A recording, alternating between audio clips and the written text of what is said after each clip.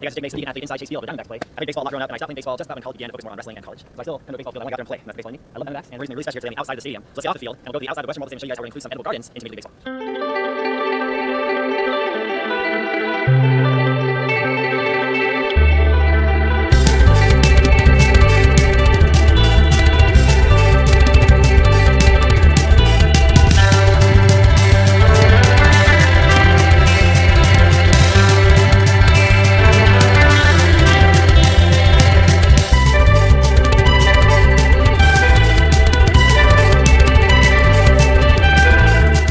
Downtown Kansas, my friend Alex from Park Street Gardens. Thanks for being here. We did a video months ago about your incredible raised beds that go on walls or houses. And now we're standing at the D-Back Stadium for Monterey State Baseball game. We're here to introduce Diamondback Greens. It's our latest vertical garden project. It's the largest vertical garden in Phoenix. It's something we've been working on for about a year. The whole process started. A lot of different meetings and getting everything lined up. Stadium engineers got involved for the special racking system we had to use. We had to modify our standard racking system to support what we're doing here. So it's going to be a lot of fun down here. Well, I'm asking together about your incredible raised bed. Got 4 million views so far. Yeah, still counting. I have a lot of questions for you to over there. Let's go see your raised beds that are on the stadium of the Diamondbacks.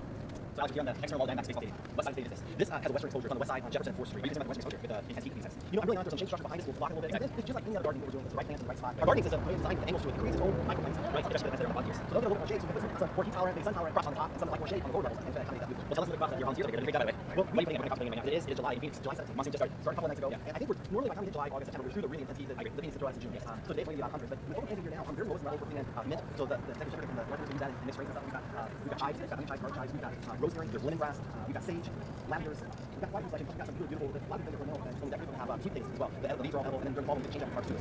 So you'll see that same, and you can get your food, you meal, as part of the whole sustainability program. The Diamondbacks actually they have a recycling program and also a composting program here. A lot of people don't know that, but all the food scraps are collected here, taken offsite, composted. We're going to have access to this compost to bring back to the gardens. So we're closing that loop from having waste, creating something out of that waste, and being able to use it to grow healthy, sustainable organic food. I mean, it's powerful because not only is it aesthetically pleasing, it's amazing. Turn this beautiful brick wall into a more beautiful living space, living garden. But also people are eating food grown as locally as possible. All as close to the restaurants and stadiums you get on the wall outside, and it'll be healthier food, more light, more nutrients inside of it, and you can choose what varieties of food work for this climate. And now we're eating according to their state. So how come you're not doing that every single Major League Baseball stadium across the country? Well, hopefully we will be after this one. You know, I think there's 3 or 4 other stadiums around the country that do have gardens. However, they're not in a really public accessible area. This is not art as well as garden. It is folks who walk up to the game and they're admiring your work and your food as a garden. So we all have this connection, I think, deep in our being to humans to plant gardens. And there's a lot of amazing smells with the redwood, the cedar, the lemongrass, the lavenders. You know, so it's not just something pleasing for the eye, but our entire senses. Well, just in case folks did not see our last video with you explaining how gardens work, I'll put the upper right corner right now and down below. Bring you over and show you how this incredibly designed and engineering masterpiece garden works. Okay, Alex, this is multi-tier. You got 5 tiers here. You can always expand over track by yes. And part of the requirements we needed here to fit in this kind of public space is that it had to be a minimum of 3 feet off the ground. Really? Why is that? Well, that's so you don't have to go pass by. Lift this leg, contaminate. Sure. So these are actually 3.5 feet off the ground. It's been an interesting process. We're a whole lot from going through this process. It's going to make it better going forward. Exactly.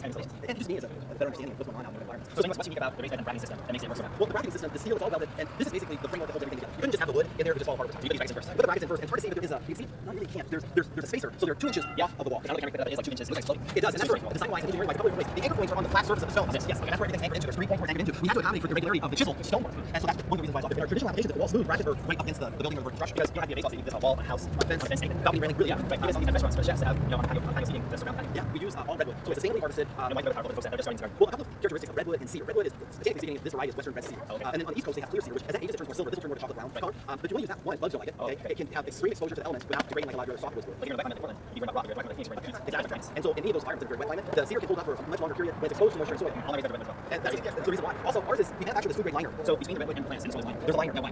Well, that is to control the water. Because if you didn't have a liner in there, one, it would sink through the wood, it would stain the wood, and also if you look back here, we have this drainage material. It's like a piece of clear, tape.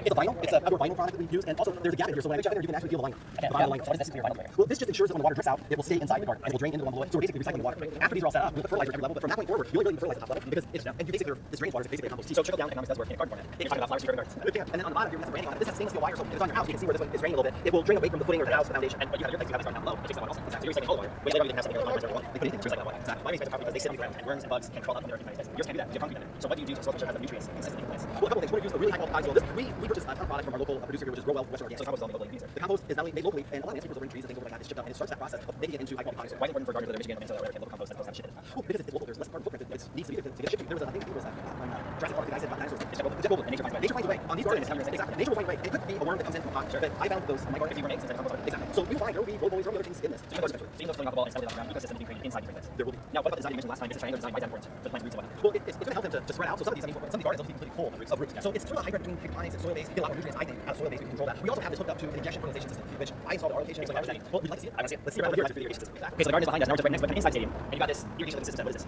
What you see here is part of the stadium engineers that stadium pump raw water over. This comes from a couple of stories up. So you have all that organization involved with this. Oh yeah. So this comes up from a restaurant or kitchen area. A 1 1/4 inch volume comes down about 2 stories. It pops out here to the half end, and then you have the vacuum breaker. The vacuum breaker is really important in irrigation. So nothing from irrigation can get back into feed water and build. Right. The white tank here, cool product. It's an easy flow injection fertilization. So that's cool. Fertilizer in there. And it's slowly well, you can see on the top there's a black hose in some clear hose, okay? So the black hose will siphon and put some water into the tank. The white hose will bring it back into the irrigation line. So it's just injection of fertilization. Now, it's a micro dose each time, so you're never going to get over fertilizing. So how long does it last to change out from a fertilizer? That's going to depend a lot on your landscape. This is a very concentrated fertilizer. This is biofluor fertilizer we have here. Very good.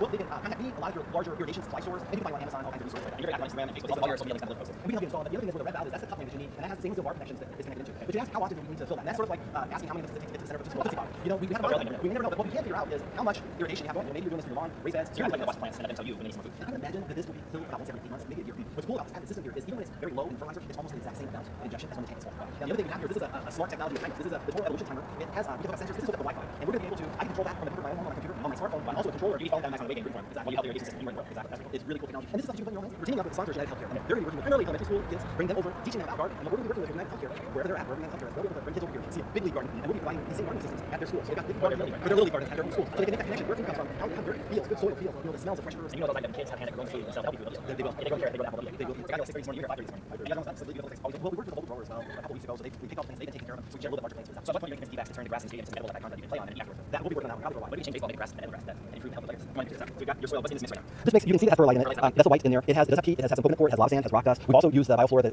dry crumbles in here just as a starter fertilizer. There's compost in there, worm casting. It's got everything in there. And it's nice because it's a 1 cubic foot bag. So when we're doing installations like that, those bags and stuff can get heavy and messy if you're doing bulk. Yeah, I love using the bags. Just 15 easy applications for all. Well, I'm going to do that game next week. I'm going to eat restaurant with herbs, onions, Order milk pizza. They're vegan. Sure, we'll talk about it. This is fantastic. Thank you for the video last time. I'm going to put up there and down below. And I want to come back. Folks can subscribe to my channel right now. Let's come back and see how it's going 1 month in, 2 months in, 1 year in, 2 years in. See how we'll love it. But we can get the entire Major League Baseball organization to have their green with edibles. I think that's great because what it does is it tells the community at large what is possible out there. Food systems and really, you know, this is a food desert. We're in a desert, downtown Phoenix. It's hard to get food, and now we can grow it on a city. And the building next to it is so beautiful that it was wrapped in edible green, even more people, even more. Great system. Contact Alex with Large Green Gardens down below. Check out Instagram, Facebook, and website. And I hope you get ready for the home. Subscribe, leave me a comment down below. I'll answer your comments. I'll see you guys next time.